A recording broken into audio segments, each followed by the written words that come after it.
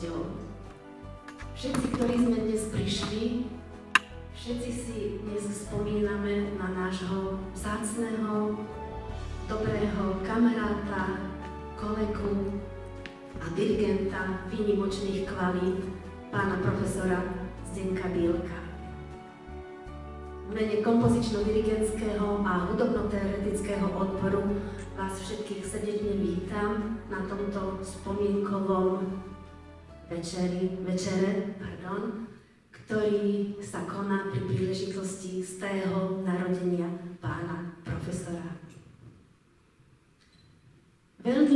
Za veľmi vzácnú chvíľu považujem to, že je tu rodina pána profesora Bílka, špeciálne, že je tu pani manželka Lukrécia Bílková, ktorú týmto srdečne vítam.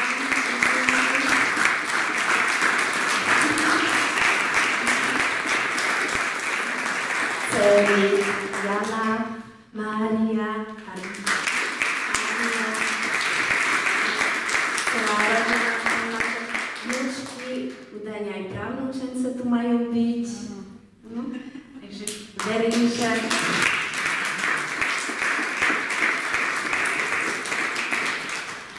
že tento večer bude pre vás výnimočný, tak ako aj pre nás všetkých. Teraz by sme si pozreli krátky zostrih rekonštrukčného portrétu pána profesora Zdenka Bílka, pôvodne z dokumentu Igora Siváka, Tóny v tichu. Je to dokument z roku 2011. A prostredníctvom tohto krátkeho videa by pán profesor hádam mohol aspoň takto symbolicky a imaginárne vstúpiť medzi nás.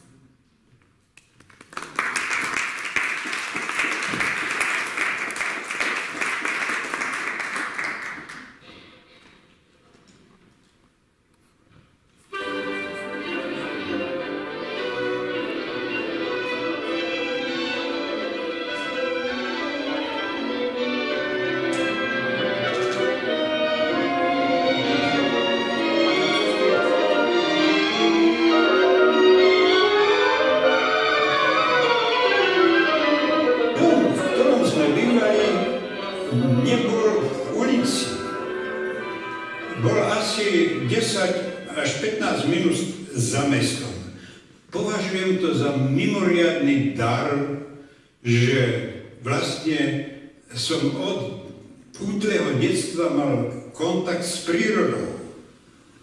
Za domom bola veľká záhrada. Keď sa povie záhrada, tak máme predstavu ovocných stromov. Lepšie by bolo povedať park. A ako malý chlapček som sa vyšplhal v kuchyni na stôl, mesiac svietil, a bol to pre mňa úplne šokujúci zážitok, že za stromy som videl v svetle mesiaca rieku. Moja matka sa rozhodla, že starší bratia začnú chodiť na vyučovanie huslí. Ja, keď som to počul, začal som toľko prosiť a taký randál robiť, plač a krik, že ja musím s nimi chodiť. Vtedy som ešte ani nechodil do školy. Tak matka potom rozhodla, performa, zoberte ho, aby s tým plačom prestal. Ale aké bolo prekvapenie, že po niekoľko hodinách ten najmladší z nich začal najlepšie hrať. Prvý koncert po návratu z kriminálu bol venovaný Beethovenovi, veľkému bojovníkovi za slobodu. Štvrtý klavírny koncert začína tak, že mám pocit, že je to po búrke. To tak ohromne harmonizovalo s tým, čo som prežil, že je po búrke a iba kvapky dážďa na zem padajú a to je ako tie osminy v tom klavíru.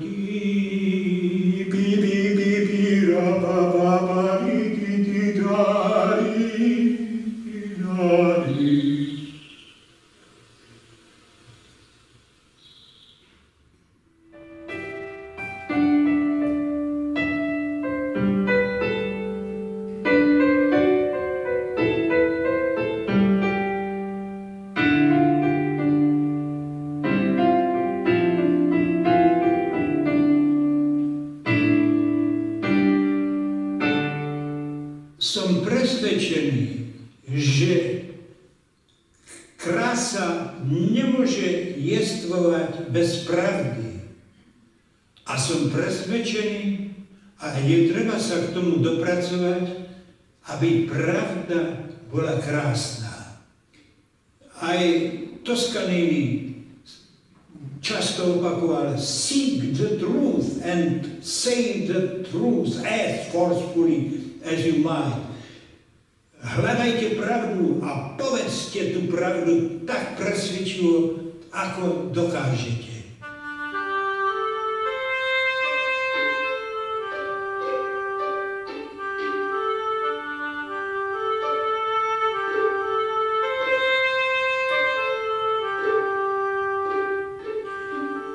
Dá sa povedať, že kariéru som neurobil, ale v živote som mal šťastie, že som najlepšie orchestre svetové aj s veľmi veľkým úspechom dirigoval. V Madride, Česká filharmonia v Prahe, slavný orchester Leningradskej filharmonie.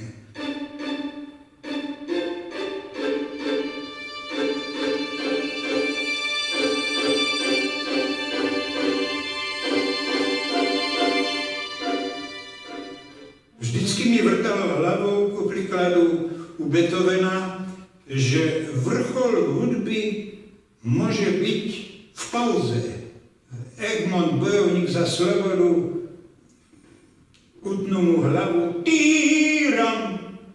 Vrchol je v tej pauze, ktorá následuje potom. Ako je to možné, že hudba vrcholí v pauze? Ale tej pauze predchádza dlhá gradácia, ktorá vyvrcholí. A to napätí a ten maximálny výraz je práve v tej pauze.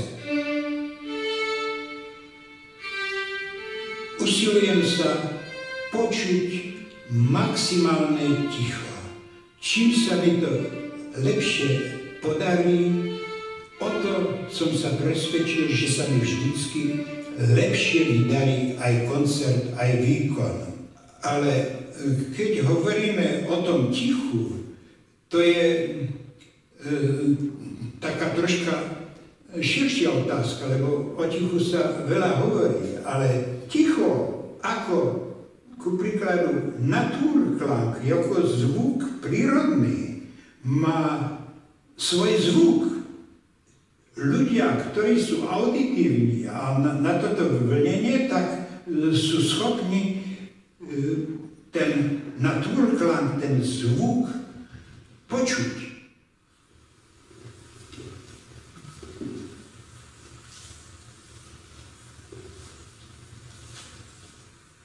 Dávam prednosť tej poézii a tým básnikom, ktorí sú vynikajúci hudobníci, ktorí slovom robia hudbu. Taký Paul Verlaine, ktorý samohláskami robí hudbu. Báseň, ktorú Verlaine písal v Kriminále, Le ciel est bleu sur la ville, modrá obloha je nad mestom, ale ja považujem za najgeniálnejšiu básne o mori a tužba po mori. Ja som si túto báseň v Kriminále stále recitovať, alebo Dante caddi come corpo morte cadde. Padol som, ako padá mŕtvé telo. Hudobníci, všetko je hudba. Vrchol poezie je hudba.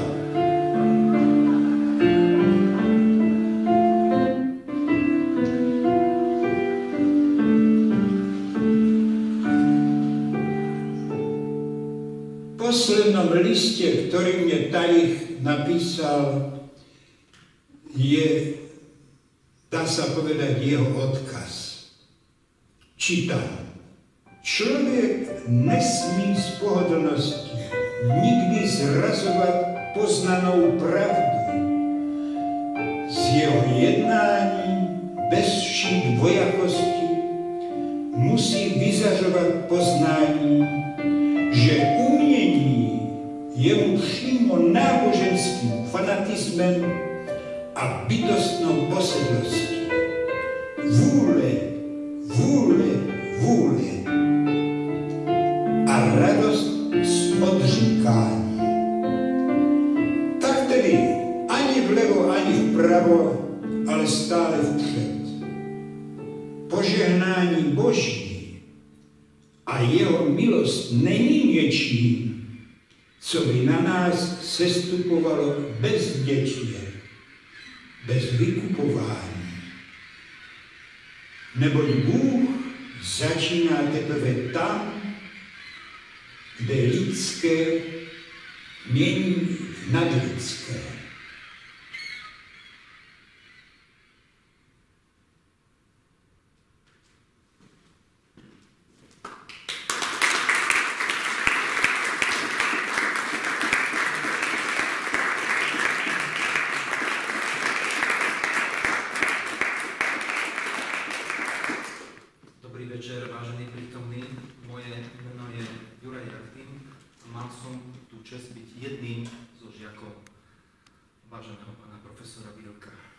Na požiadanie vedúcej kompozično-dirigentského odboru kolegyne Danky Šustákovej vás budem s vašim láskavým dovolením dnešným večerom sprevázať. Videozáznam, ktorý sme práve videli, je zostrihom filmového dokumentu Ústavu pamäti národa s názvom Tóny v tichu. Tento dokument nám pripomína nevšednú osobnosť pána profesora, krásu jeho myšlienok, osobitú ľudskú charizmu, nenapodobiteľnú dikciu, no zároveň po rokoch konečne pravdivo odpovedá na dôležité otázky a doplňa zamlčané riadky, ktoré chýbajú v oficiálnom životopise pána profesora. Keďže medzi aj tu prítomnými v sále sú okrem pamätníkov aj súčasní žiaci našej školy, dovolím si ten krátky životopis predsa len prečítať. Zdeněk Bílek, narodený 26. októbra 1923, zomrel 24.11.2006, pochádza z Lipníka nad Bečvou. Na konzervatóriu v Brne študoval hru na klavíri, hru na orgáne, kompozíciu a dirigovanie. Po absolutóriu nastúpil do dirigentskej triedy Václava Talicha na Vysokej škole muzických umení v Bratislave, kde zároveň študoval hru na klavíri u Štefana Nemeta Čamorinského a kompozíciu u Jána Zickera. Štúdium dirigovania absolvoval v roku 1953 a na absolventskom koncerte so Slovenskou filharmóniou uviedol Sukovú svitu Pohádka z hudbe k hre Juliusa Zejera Radus a Mahulena.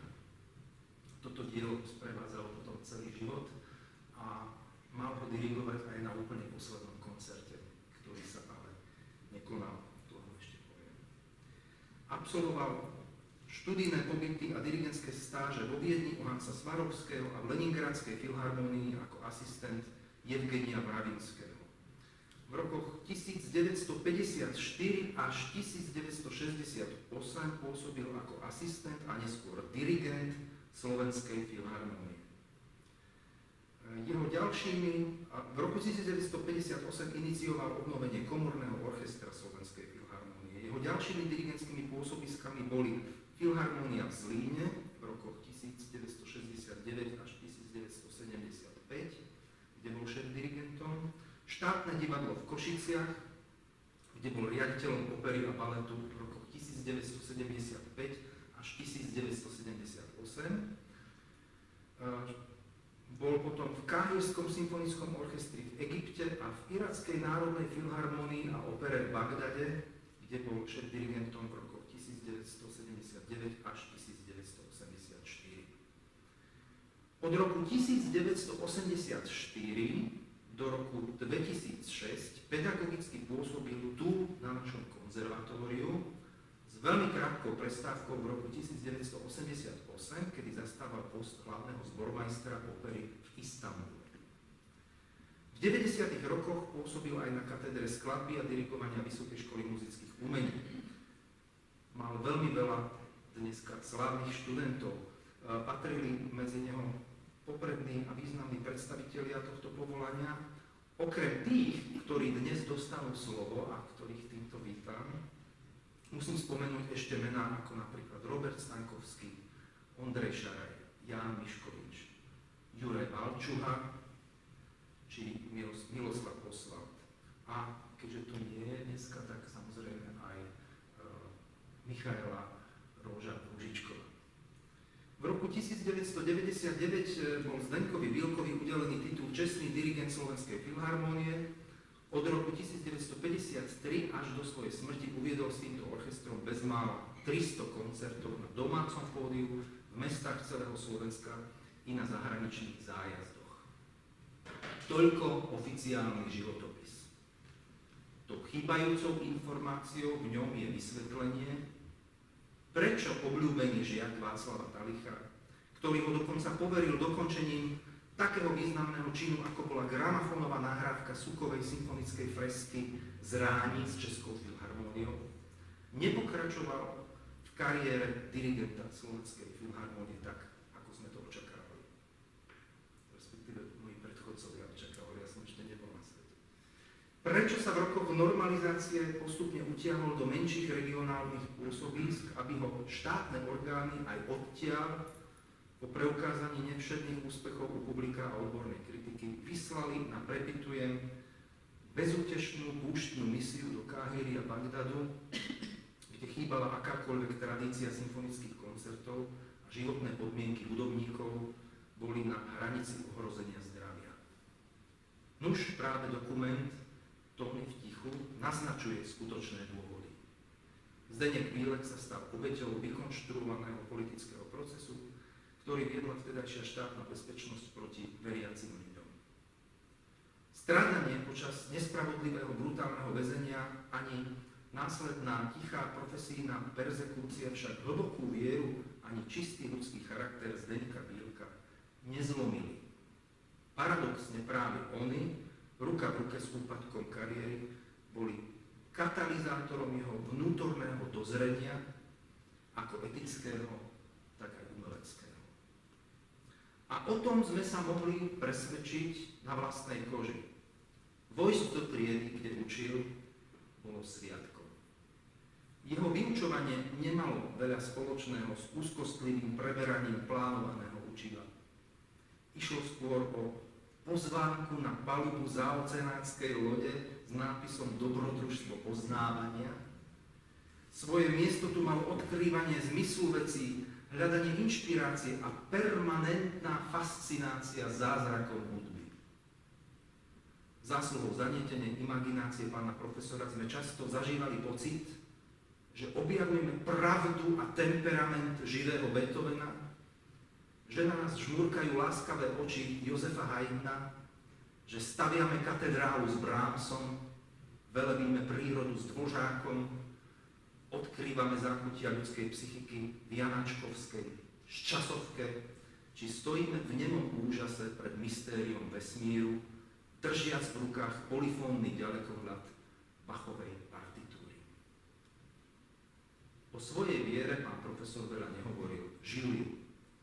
Svedectvom sily, s akou dokázal aj v nezmyselnej a nepochopiteľnej bolesti vyťažiť niečo dobré, bola udalosť z roku 2005, kedy sa 81-ročný pán profesor Bílek pripravoval na svoj posledný koncert v Slovenskej filharmónii. Necelé 3 týždne pred koncertom ho pri prechádzke okolo jazera Draždiak v Petržalke fyzicky napadol neznámy človek a pán profesor sa s vážnymi zraneniami ocitol v Petržalskej nemocnici. Keď sme ho spolu s kolegyňou Ivetkou navštívili na 5. poschodí špitálu, pri pohľade na obväzy a modriny sme sa nezmohli na slovo. Pomoc prišla od samotného pacienta, od samotného zraneného, ktorý v snahe povzbudiť nás uzavrel kauzu slovami: Nevadí, teraz mám možnosť pozorovať svoje milované jazero z vtáčej perspektívy. V komunikácii s nami žiakmi uprednostňoval povzbudenie a pochvalu. Chválil úprimne a svoju pochvalu aj precízne zdôvodnil. Výsledkom bolo, že sa človek usiloval vyslovenej pochvále naozaj dostať. Prítomnosť Zdeňka Bílka nás pobádala k tomu, aby sme sa stávali lepšími žiakmi, umelcami, ľuďmi. A rovnaké je to aj pri spomienke na ňo. V nasledujúcej videoukážke, kde profesor Zdeněk Bílek diriguje prvú časť Beethovenovej Eroiky, z ktorej si ale pustíme iba kúsok, mám jednu malú spomienku. Zhruba v tom čase nám hovoril: viete, keď som bol mladý, naučil som sa túto symfóniu naspamäť. Každý jeden nástup, každú frázu, každý aj najmenší oblúčik. Mal som pocit, že ju poznám dokonale. Ako veľmi som sa mýlil. Možno som vtedy vedel presne čo a ako, ale až teraz na staré kolená začínam chápať. Prečo?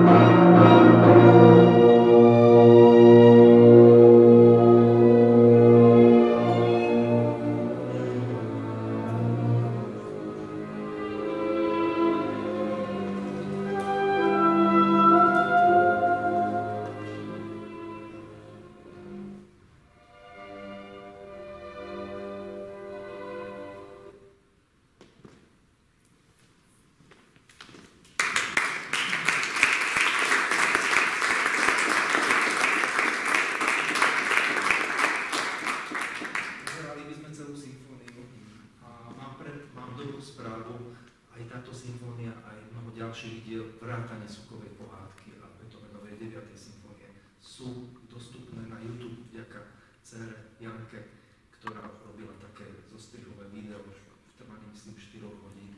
Oplatí sa pozrieť aspoň kúsok. Vážení prítomní, nadišiel čas na osobné spomienky.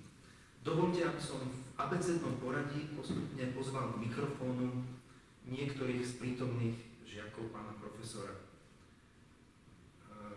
Najprv by som oslovil človeka, ktorý rok po smrti pána profesora zorganizoval spomienkový koncert, venoval mu vlastnú skladbu a pri príležitosti 10. výročia úmrtia uviedol Mozartovu Requiem.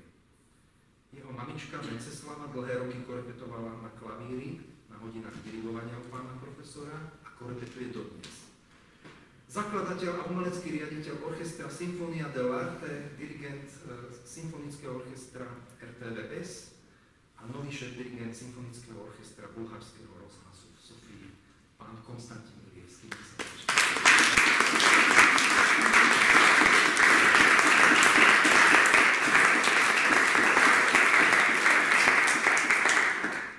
Dobrý večer, je mi naozaj veľkou cťou, že môžem povedať zo pár slov. Stretnutie s pánom profesorom pre mňa bolo veľmi zvláštnym, keďže ja som ho prvýkrát videl, keď som mal 13 rokov. Nikdy nezabudnem na ten naozaj dlhý pohľad, s ktorým sa pozeroval mi hlboko do očí.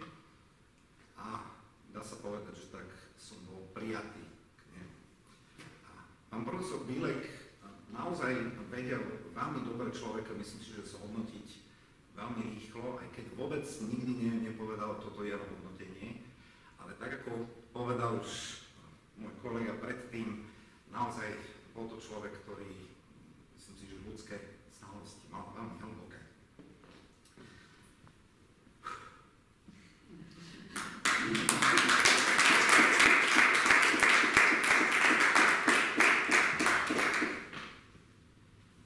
Ja sa veľmi ospravedlňujem, ale stretnutie s pánom profesorom bolo, myslím si, že jedno z najdôležitejších v mojom celom živote. Bohužiaľ, vo veku, kedy som u ňom študoval, som 14, keď som začal, som veľa veciam nerozumel, ktorým hovorím.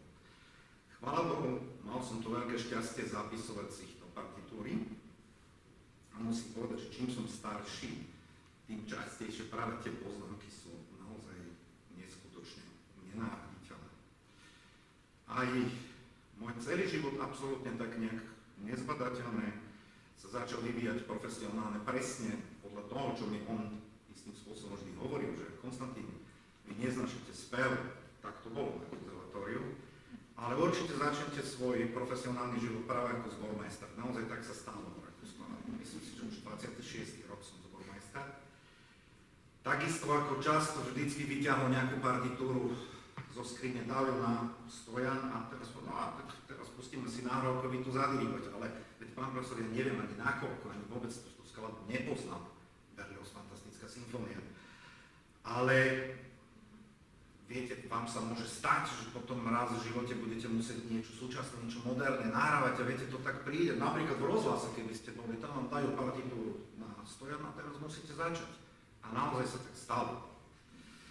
A veľmi zaujímavé, potom ako som odišiel študovať do Rakúska, chvíľu som stratil vlastne kontakt s pánom profesorom, potom už bolo neskoro. Ale veľmi zvláštne bolo, že nevedel som o tom, že on končil so Sukovou pohádkou. A ja som na svoj diplomový koncert z RSO Viedeň zvolil vlastne tú istú skladbu. Taká veľká náhoda, alebo možno také ovplyvnenie, by som povedal, jeho naozaj veľmi, veľmi silných myšlienok. Ja sa veľmi ospravedlňujem za tú veľkú emocionalitu, ktorú cítite zo mňa, ale nebyť pána profesora som presvedčený, že ja by som nebol dirigentom. Preto pri jeho pamiatke sa chcem veľmi, veľmi poďakovať za všetky tie hodiny neuveriteľnej trpezlivosti, ktorú musel so mnou stráviť, keďže môj charakter v tom veku pubertálnom nebol jednoduchý.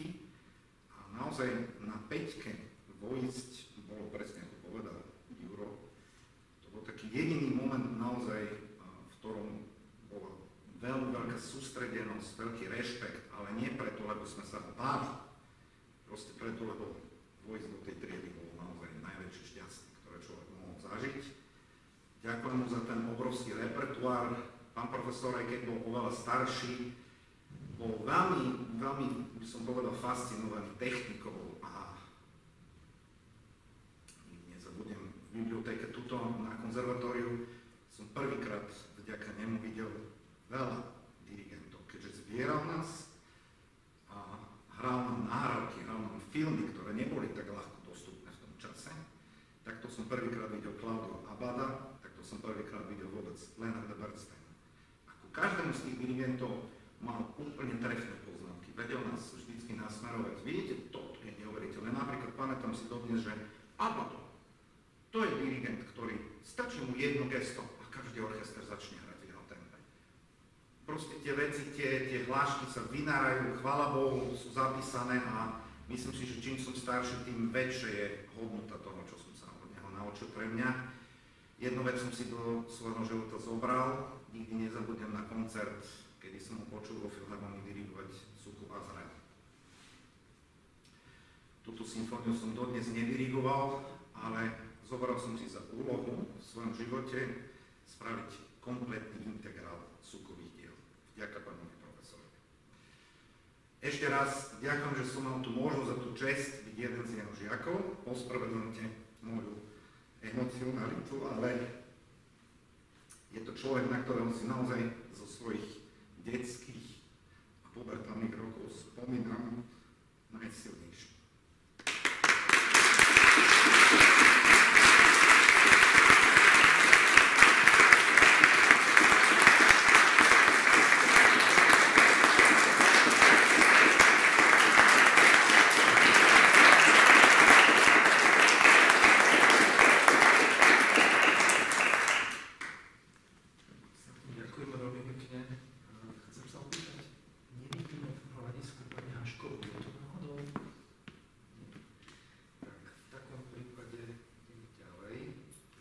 Šťastní, že môžeme privítať medzi nami dirigenta opery a baletu Slovenského národného divadla, v minulosti aj hudobného riaditeľa štátnej opery v Prahe, dnes riaditeľa opery Slovenského národného divadla a úplne čerstvého držiteľa Poľskej národnej ceny Jána Kiepuru v kategórii najlepší dirigent za naštudovanie opery Rusavka Antonína Dvořáka.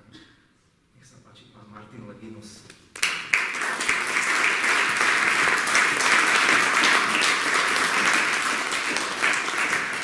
Dobrý večer všetkým. Ja musím povedať to isté ako Konstantín, že som nesmierne poctený, že sa môžem dnes prísť a ďakujem za pozvanie. Budem sa možno v mnohých veciach opakovať s Konstantínom, lebo myslím si, že pán profesor Bílek mal na nás všetkých neuveriteľný vplyv. Keď bolo z té výročie vlastne narodenia pána profesora, tak som dal status na Facebooku a napísal som to, čo cítim v hĺbke srdca a každý deň je mi svedkom, že nie je jeden deň, keď by som si pána profesora nespomenul. Na peťke, na našej triede,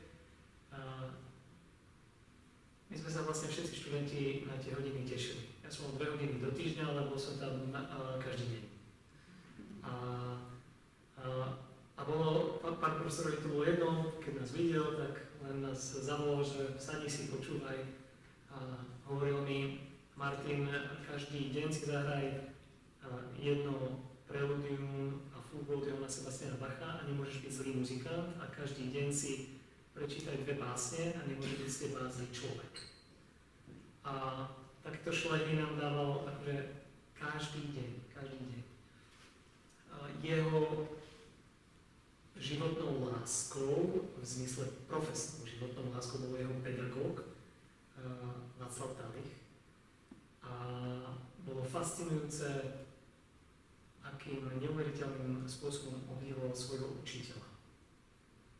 A dnes sa ocitám vlastne v úplne rovnakej situácii, že tak ako pán profesor Bílek miloval Václava Talicha, tak taký istý hlboký vzťah máme k pánu profesorovi Bílkovi. Keď som mal maturitný koncert, prišiel za mnou pred koncertom a kopol ma do zadku.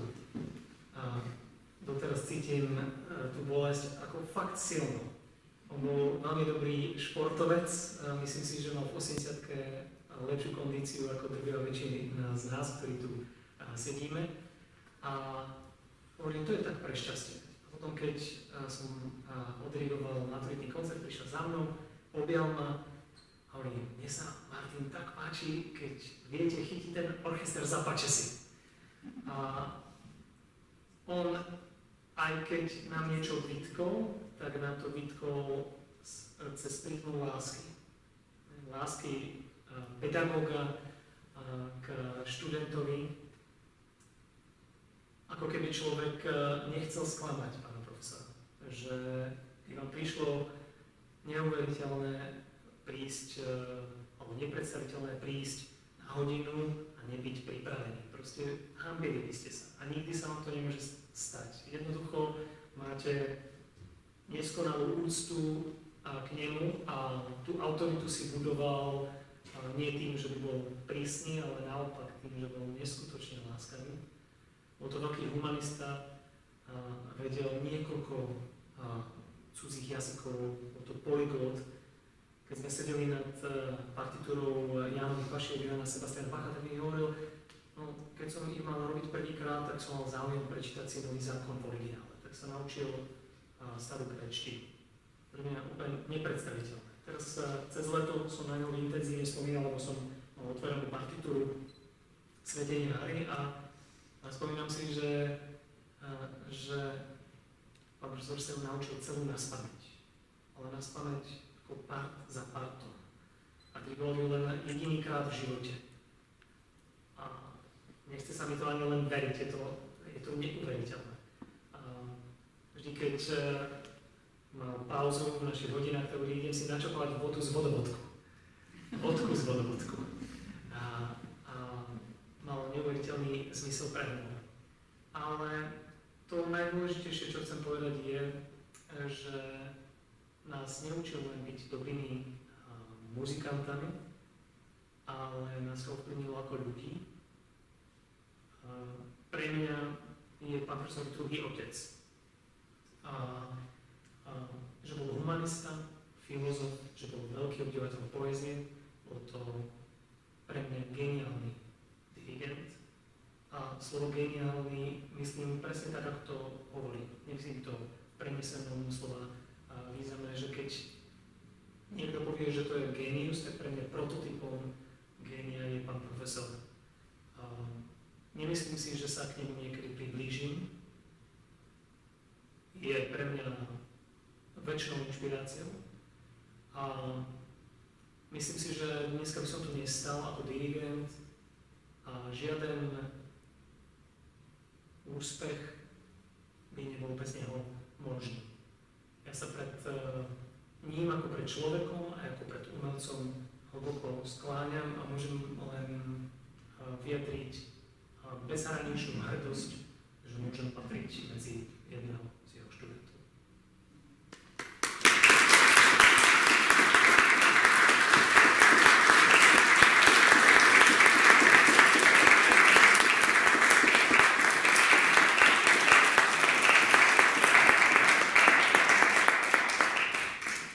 Ďakujem za krásne slova Martinovi Lekinusovi. Bývalý šéf-dirigent Karlovarského symfonického orchestra, dlhoročný šéf-dirigent symfonického orchestra RTVS, myslím, že 11 rokov, zotrval na tomto poste. Mário Košík je v týchto dňoch na turné v Japonsku, ale poslal písomnú zdravicu, dovolte, aby som ju prečítal. Citujem. Po skoro 40 rokoch od môjho stretnutia so Zdeňkom Milkom sa mi núka zdôrazniť, že jeho neprihliadnutelnou vlastnosťou bola pokora. Talichov obľúbený žiak a poslucháč Viedenskej hudobnej akadémie Hansa Swarovského bol veľmi skromný a neformálny človek, ktorý bol až v mystickom zaujatí hudbou. Zároveň vedel túto fascináciu preniesť na nás, svojich poslucháčov. V pamäti sa mi vybavujú hodiny dirigovania, keď rozprával o súvislostiach, ktoré viedli ku skomponovaniu konkrétnej skladby a sú v nej zašifrované. Našou úlohou je ich poznať, pretože je to kľúč k pochopeniu a následnej interpretácii diela. Nebol puritánom v zmysle úplného rešpektovania zápisu, vždy porovnával interpretácie rôznych dirigentov. Pre mňa bolo dôležité, že mi umožnil prácu so školským orchestrom a následne ju pripomienkoval. Aj vďaka jeho pôsobeniu som počas študentských čias navštívil množstvo koncertov a vypočul si stovky nahrávok základného repertoáru. Svojmu prvému učiteľovi dirigovania vďačím nielen za praktické vedomosti, ale aj za veľa ľudských rád, ktoré mi pomohli stať sa hudobníkom. Koniec citátu. Tu by som ešte dodal, že Mário Košík v tejto sále počas príprav svojho absolventského koncertu, na ktorom hrali Mozartovú Pražskú symfóniu, povedal vetu, na ktorú by som sa ani ja dneska v svojej pozícii nikdy neodvážil nabrať odvahu. Na začiatku skúšky povedal orchestru: koho to nebaví, môže pokojne odísť. Nikto neodišiel. Veľmi sa teším, že naše pozvanie prijal kamarát, dirigent, skladateľ, aranžér, vyhľadávaný basgitarista, jazzman a ešte všelijaké tituly by sme mohli pre neho nájsť. Skrátka, Oskar Róža. Oskar, poď povedať pár slov.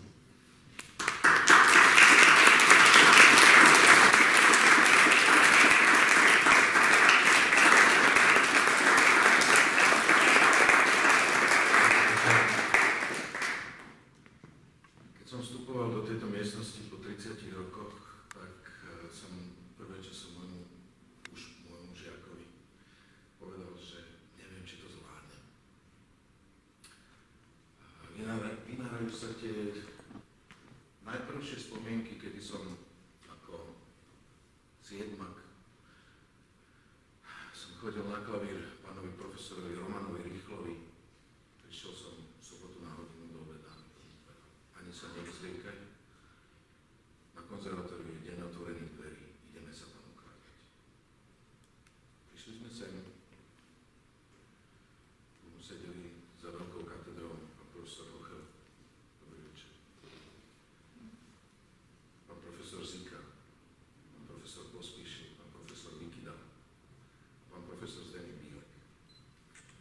A ešte som nezahral ani notu, ale keby nebolo jeho tam, tak tu dnes nestojím. Lebo jeho duch a jeho prístup k životu, ktorý sa v podstate odzrkadloval v každej myšlienke, bol, tak ako už bolo povedané, plnej lásky a tej cesty toho hľadania tej pravdy. Napríklad on nás upozorňoval, kolegovia, určite si to pamätajú tiež, tady sa skladateľ modlí. Brahmsa, Beethovena. Nás upozorňoval na konkrétne filozofické miesto. A on častokrát ani neverbalizoval. Ukážte, dajte to sem. Ukázal to gestom a bolo to rýchlejšie ako 1000 slov. Ja som vďačný životu, že som mal možnosť u pána profesora Zdeňka Bílka študovať 13 rokov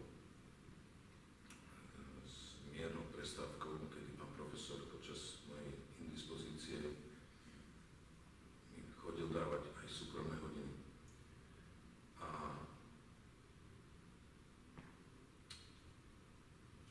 A bez ohľadu na to, či by sme sa mohli baviť teda o orchestrálnom žánri, alebo o akomkoľvek inom žánri, alebo prístupe k hudbe, keď si neviem rady, nestačí sa zamyslieť, že ako by to robil on. A tá jeho esencialita, tá jeho obrovská muzikalita, to jeho obrovské hudobné vedomie je proste stále tu v nás.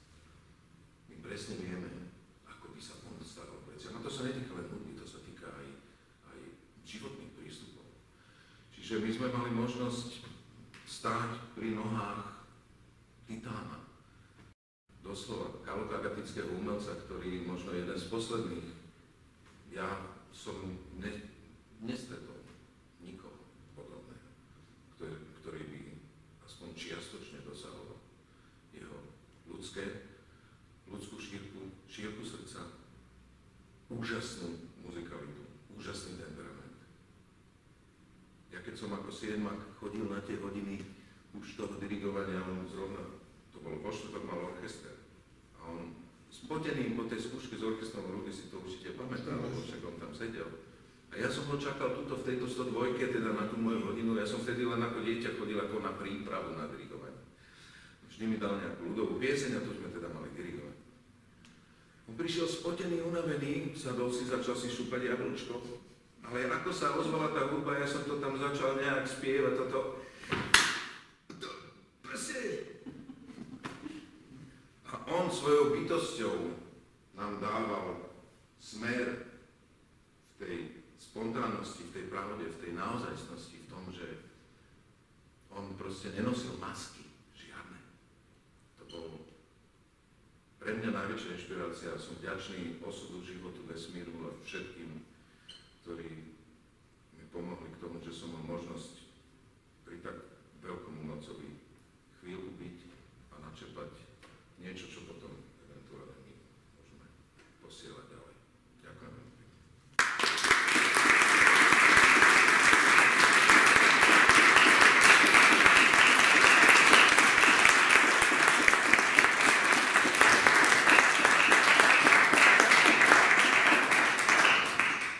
Veľmi pekne ďakujem Oskarovi a čakajú nás ešte zdravice prostredníctvom videa, pretože niekoľkí tiež významní kolegovia tu nemohli byť osobne, ale urobili to takýmto spôsobom.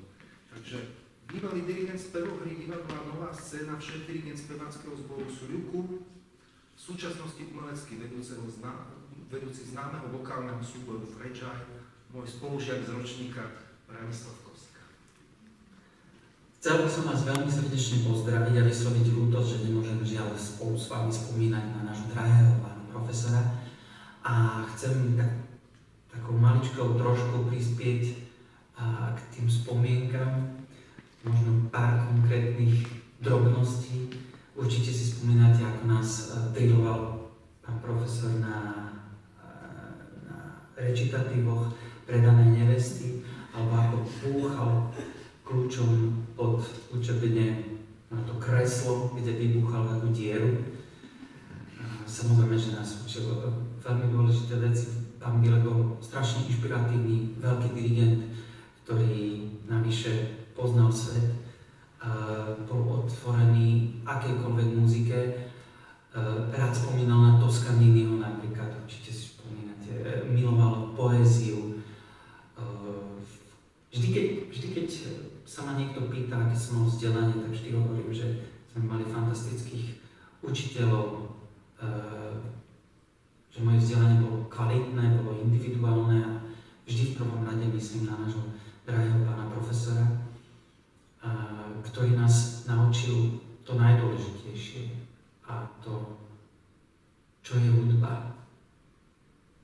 To, čo je dôležité pre dirigenta, že bez pokory to v živote nejde.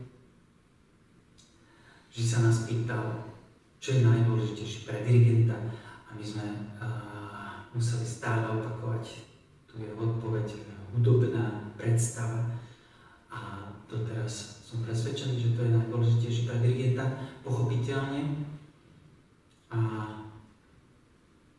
chcel by som ale zdôrazniť, že pre mňa a určite aj pre vás všetkých to bol ako druhý otec, človek, ktorý nám nesmierne ovplyvnil život a takých ľudí je strašne málo. A som šťastný, že som mal tú česť ho poznať.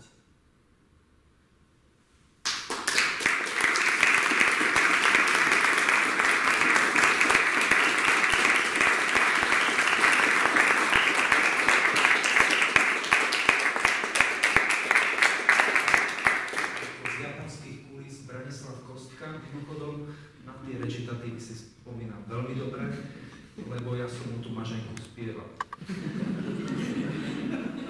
Hudobná skladateľka a aranžérka, vokalistka, kmeňová členka súboru Fragile Janka Golisová.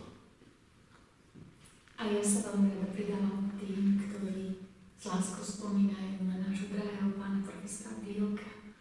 A som vďačná za to, že ako komponistka som s ním mohla mať aspoň hodiny hry z partitúr, aj keď tie o mnoho viacej pripomínali lekcie o hodnote charakteru, o láske k životu, o láske k hudbe, o láske k Bohu, ktorá bola aj motívom celého života pána profesora.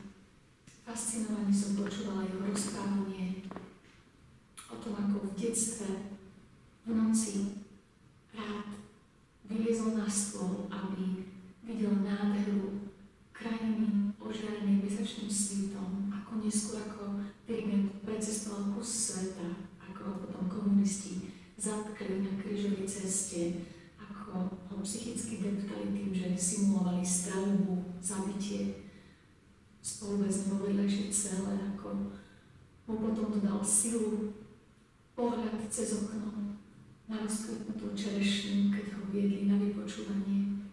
Pamätám sa na jednej hodine hry z partitúry, ktorá mi nikdy príliš nešla. Hrala som chorály zo starých kľúčov, pomerne veľmi neplynulo.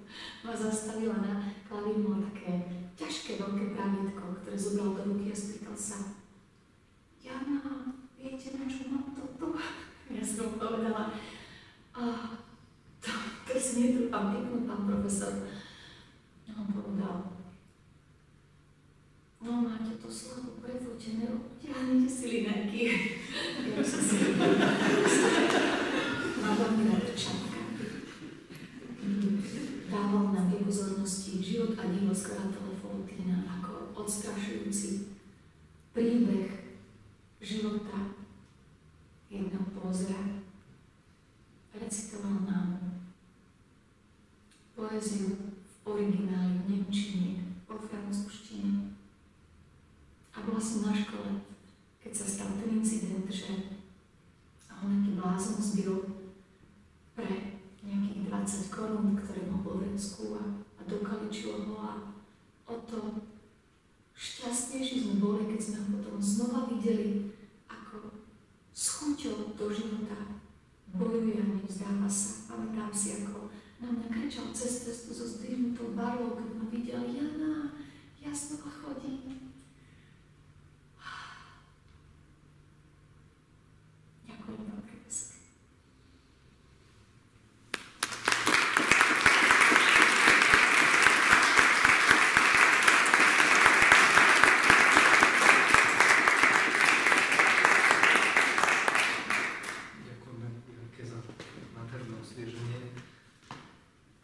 Ďalší, ktorý sa nám prihovorí z videozáznamu, je absolvent Pražskej hudobnej akadémie muzických umení, bývalý šéf Severočeského divadla opery a baletu Ústí nad Labem, súčasný šéf-dirigent opery divadla Jozefa Kajetana Tyla v Plzni, Norbert Baxa.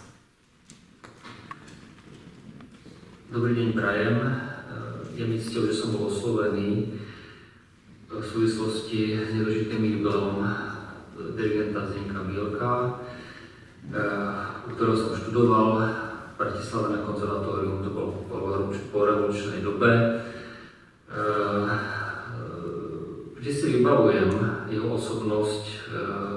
Keď sme vstúpili do triedy, mal vždy oblečené sako a tenisky, čo bol vlastne veľmi, ja by som povedal, taký extravagantný outfit v tej dobe.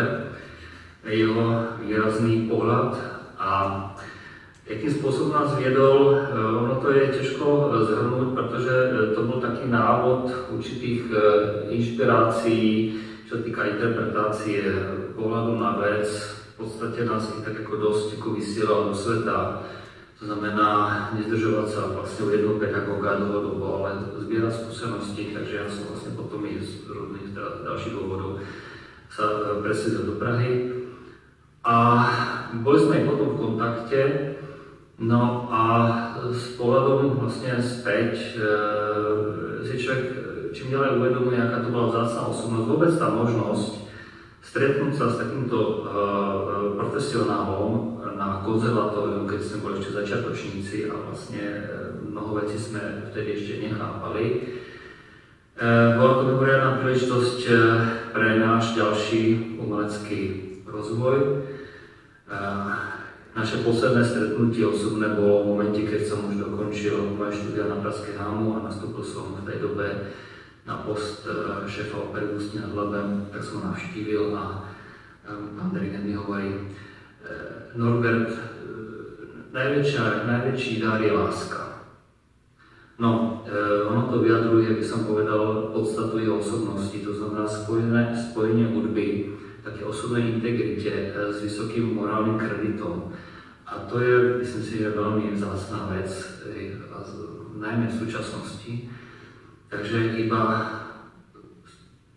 je možno povedať, pán dirigent, bol mi česť byť vašim žiakom a spomienka na vás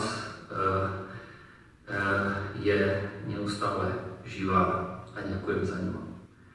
Pozdravujem vás všetkých v Bratislave.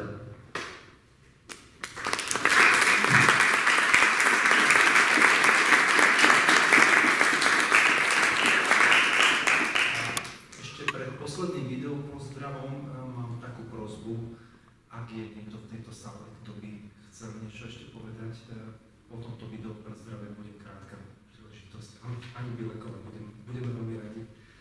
Takže posledný pozdrav nám poslal slovenský dirigent pôsobiaci v USA a nebudem už hovoriť všetky dirigentské tituly tých orchestrov, ktoré nepoznám. Martin Majkut.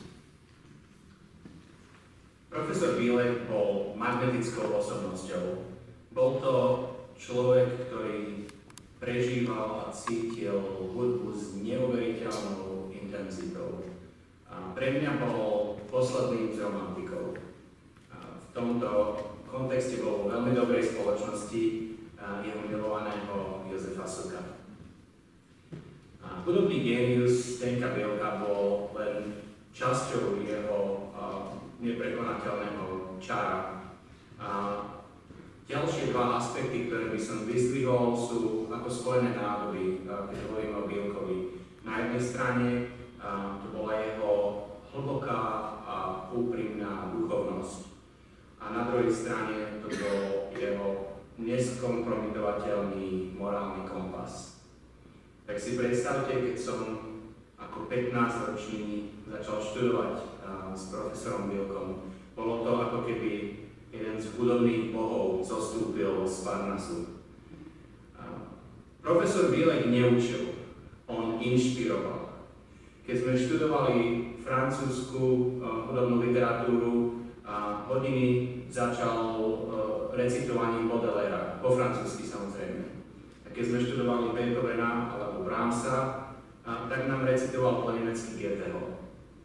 Takto nám dával najavo, aký široký musíme mať záber ako dirigenti, ak máme čo povedať obecenstvu, čo ešte nebolo povedané. Zdeněk Bílek, keď som sa osmelil trošku, tak sa aj otvoril, porozprával mi o svojej minulosti. Pýtal som sa ho napríklad, aké to bolo byť v 50. rokoch vo väzení. Komunisti ho tam zatvorili spolu s mnohými ďalšími intelektuálmi.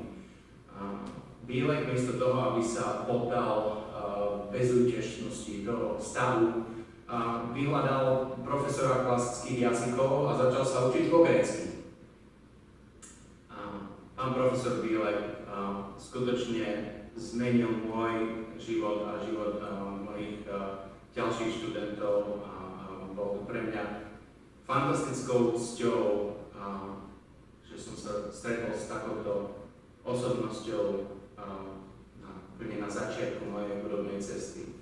Takže všetko najlepšie, pán profesor, a želám vám, nech váš odkaz žije ešte ďalších 100 rokov. A všetko najlepšie k vašim ctým narodeninám.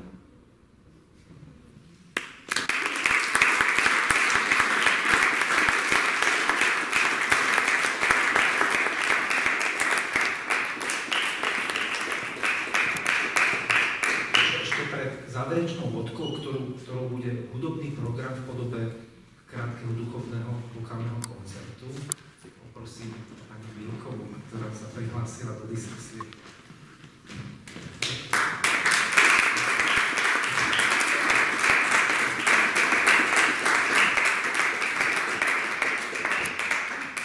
Dobrý večer. Tak v prvom rade by som sa veľmi chcela poďakovať všetkým vám prítomným, pretože svojou prítomnosťou ste určite umocnili vlastne dnešné stretnutie, spomienky na môjho manžela, s ktorým som bola spojená vlastne v manželstve 43 rokov. Boli to nádherné roky. Všetko to, čo sme, toľko pravdy, toľko lásky a toľko podstatného, ktoré sme si dneska tu mohli vypočuť v podaní slov, ktoré s takou láskou hovorili jeho študenti, ktorých on miloval. Veľmi pekne všetkým ďakujem za ich úprimné slova. Tak myslím si, že práve i vaša prítomnosť umocnila tento nádherný spomienkový večer. Chcem sa poďakovať za celú našu rodinu, ale v prvom rade za môjho manžela, ktorý je, ja som presvedčená, že v takej kontemplatívnej rovine ducha je stále tu prítomný s nami a vlastne vníma toto stretnutie. A tak ako bolo aj spomenuté, že láska a pravda u neho vždycky boli prvoradé, tak s takou láskou vlastne je prítomný tu medzi nami. Chcem sa poďakovať konzervatóriu, že umožnilo túto spomienku a tento spomienkový večer na neho. Velice si to vážim a nechcem hovoriť dlho, chcem iba povedať toľko, že naozaj v jeho živote to platonovské, aby pravda bola krásna a krása pravdivá, tak bolo vždy prvoradé. Takže u neho viera v Boha a viera v pravdu vždycky zvíťazili. Ja by som ukončila jeho poslednými slovami pred jeho odchodom na druhý breh života. Jeho posledné slova boli: milujem všetkých hudobníkov a pozdravujem všetkých hudobníkov. Ďakujem vám.